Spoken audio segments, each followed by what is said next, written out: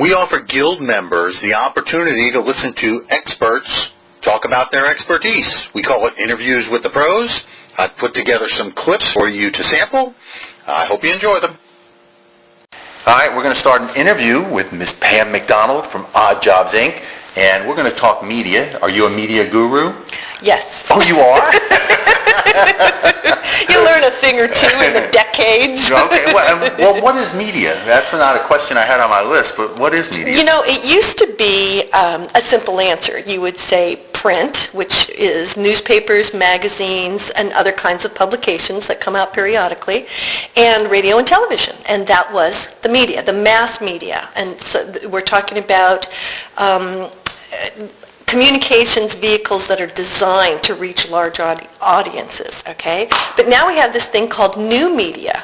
Ooh, news to me. And the new media is the internet, and it's digital, and it is a place where the other media converge. So you now have text, you have the print, along with sound bites, along with visuals. So the new media is podcasts, the internet, blogs. They're influential in the same sort of ways that the mass media is, because talk about mass, it's not just national news, it's now worldwide.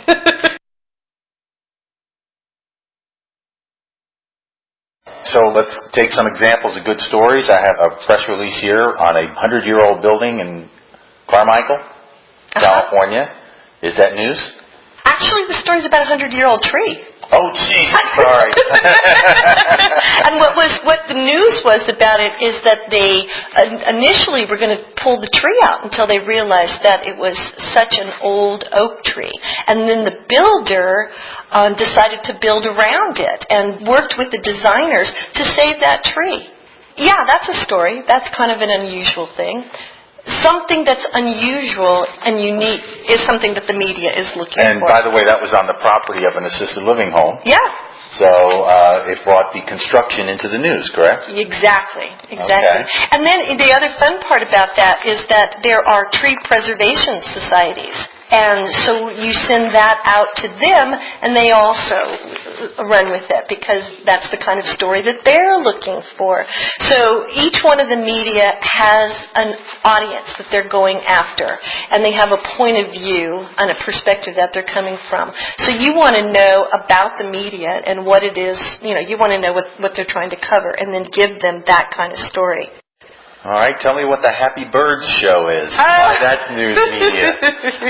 Well, the best thing about assisted living in terms of publicizing it is that assisted living communities are already doing all kinds of activities for their residents. And some of those activities can be really fun. That particular show, it's been on television. It was on, the birds were brought on the Ellen Show, they were on the Tonight Show, and they're just very, very entertaining. And they're bringing that show to a senior living community for the entertainment of the residents. How great is that? And here's the trick. When you send out a press release, if you want it to get picked up by the media, you have to open up your event to the public. So you have to say, seniors are invited to come and see the Happy Bird Show that's at XYZ community. And that's a hard thing to convince marketing directors and executive directors of sometimes, is that, hey, if you send out a press release saying, we're having a sweetheart ball and our residents, they do this and they do that, then you don't say the public is invited. It's sort of like saying, we're having a really great party that you aren't invited to. Sure. But if you're going to appeal to the media, it's really important that it be open to people to participate in. So that's another big part of what they want. So if you were running an event like that, and you were, say, a middle to large size assisted living community in an urban or suburban area, who would you contact if you're putting together a media type plan for this? Would you go local? Would you go to the big city downtown newspaper and TV stations? How would you approach it? Wow, that's a big question. Okay. I mean, it's great. But let's stick with the bird show for a second, okay? the thing that is just a reality these days. It used to be 20 years ago, 30 years ago, even more so, that every single little community, towns, the cities, the suburban neighborhoods had their own newspaper.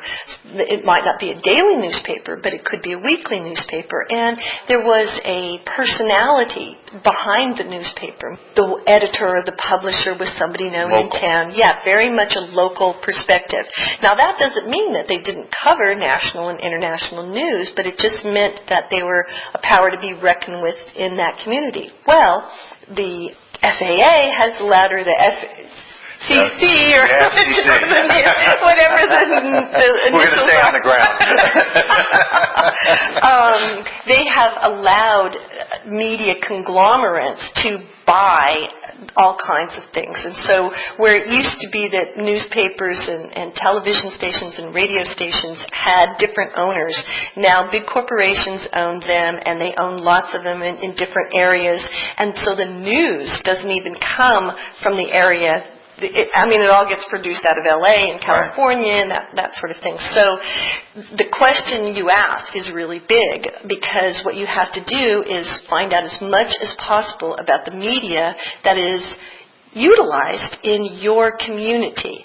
And you ask your residents what they read. You ask your residents what they watch. And then you get the information about that medium, and you address your news releases to them as much as you can. And I'm a huge user of checklists. Okay. Well, and it's a great segue, because we're talking about using things over and over again. Right. What type of a format do people have to use with the media? What do they prefer? And we'll put this on slides so that they can see this.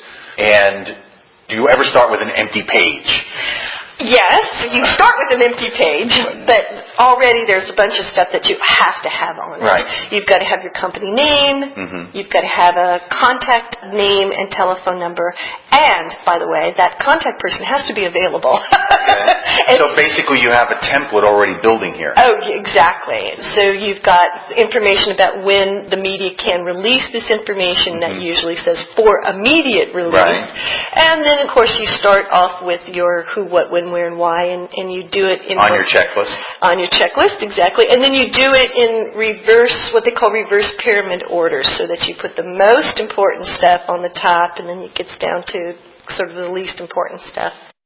I hope you enjoyed the samples of the interviews with the pros and found them valuable as well.